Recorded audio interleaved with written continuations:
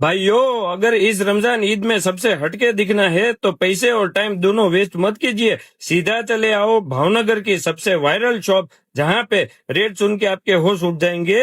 यकीन नहीं आएगा, पर गुड लक फैशन में कच्चे कपड़े शुरू होते हैं सिर्फ 80 रुपए मीटर से। जी हाँ, सिर्फ 80 रुपए मीटर से। अब ये देखो, अरमानी गर्दाना वर्क, टिक्की वर्क, गला वर्क या हो अरमानी प्लेन, अभी भी आदिल भाई थकेंगे नहीं। ये देखो, जेकार्ड, प्रिंटेड बुट्टा, embroidery, linen embroidery, Armani foil, checks kurta, डोरी वर्क, दामन एम्ब्रॉयडरी और आप सबका फेवरेट पाकिस्तानी स्टाइल कुर्ता।